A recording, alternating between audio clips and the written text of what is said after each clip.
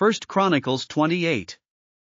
David summoned all the officials of Israel to assemble at Jerusalem, the officers over the tribes, the commanders of the divisions in the service of the king, the commanders of thousands and commanders of hundreds, and the officials in charge of all the property and livestock belonging to the king and his sons, together with the palace officials, the warriors, and all the brave fighting men.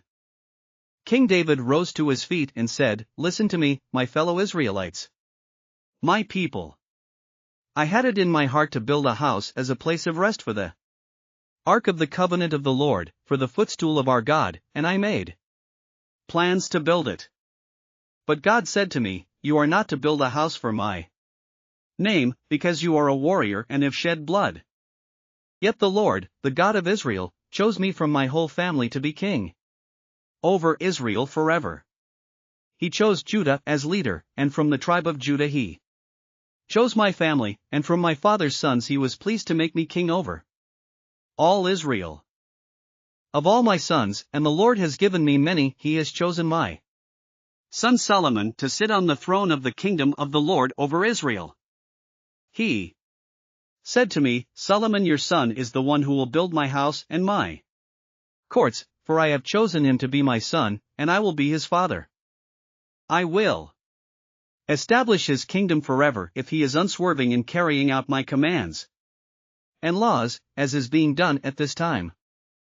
So now I charge you in the sight of all Israel and of the assembly of the Lord, and in the hearing of our God, be careful to follow all the commands of the Lord your God, that you may possess this good land and pass it on as an inheritance to your descendants forever. And you, my son Solomon, acknowledge the God of your father, and serve him with wholehearted devotion and with a willing mind, for the Lord searches every heart and understands every desire and every thought. If you seek him, he will be found by you, but if you forsake him, he will reject you forever.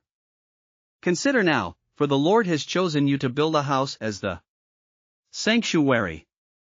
Be strong and do the work."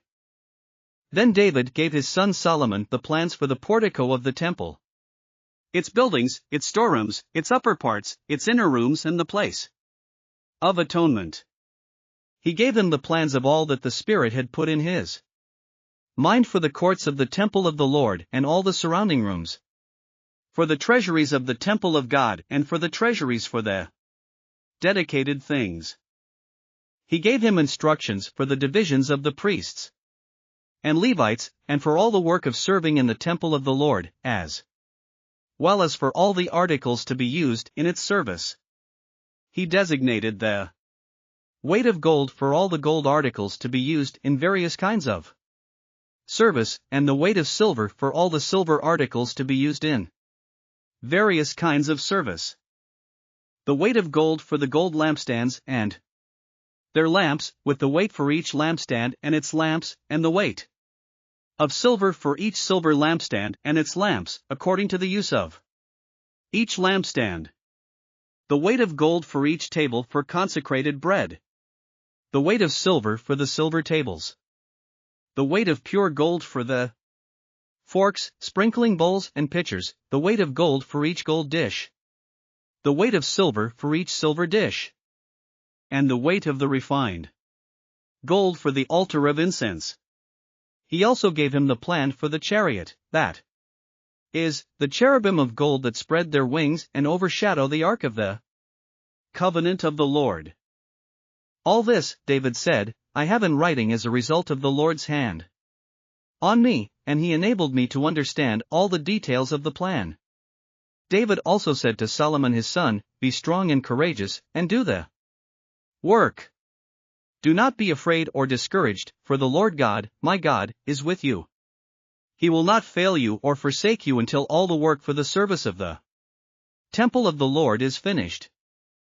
The divisions of the priests and Levites are ready for all the work on the temple of God, and every willing person skilled in any craft will help you in all the work.